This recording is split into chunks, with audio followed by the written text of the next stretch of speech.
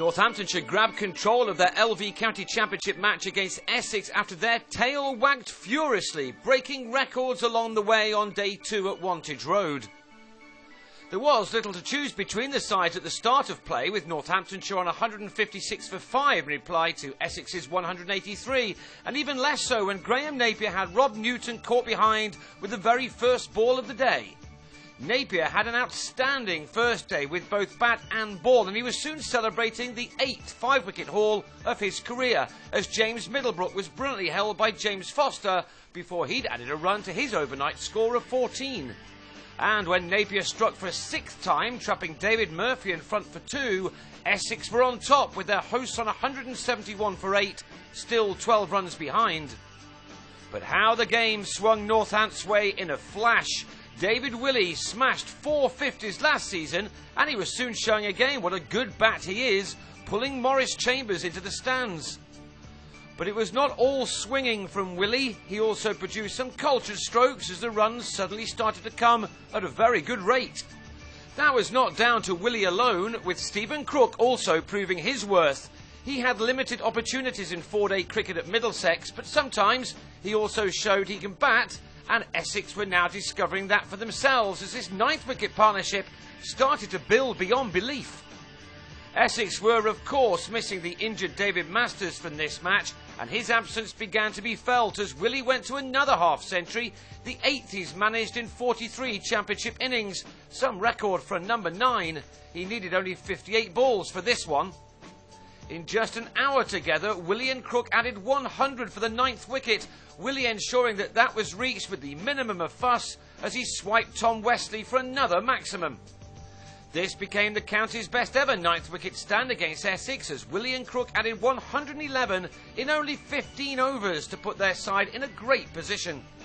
Willey matched his previous best made against Yorkshire last season of 76, but that's when he fell as he slightly misdirected his shovel shot off Rhys Topley and found the fielder. His 76 had come at a runner ball. Phew, Essex must have thought, but the damage was by no means done yet. Crook, enjoying his return back at Northamptonshire, added to his 4-wicket haul on the first day by moving to his 50 off 57 deliveries. That was the 12th of his career, and it hit 7 fours within it. Essex may well have heard about the skills with the bat of Willey and Crook, but they were perhaps more surprised by the number 11, Trent Copeland, although he is a man who did strike a ton from number 7 for New South Wales against Tasmania in this year's Sheffield Shield, Down Under. He was soon flying here. This was the pick of his many scintillating strokes, a beautifully timed pull-off Chambers that flew the distance. He too recorded a 50, although the manner in which he got there was not really amongst his highlights. He'd required just 41 balls for his half-century, and that was his 6th 4. He and Crook now also broke a record for the best last wicket stand for Northamptonshire against Essex, as, like the one before it, it passed 3 figures.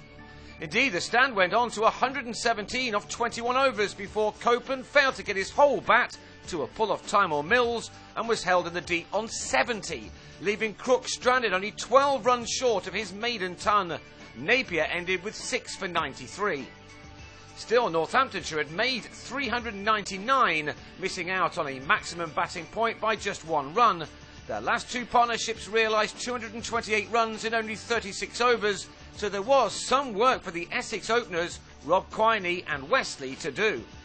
They had to put the horrors of the last couple of hours behind them as they started their innings with their side 216 runs behind on first innings.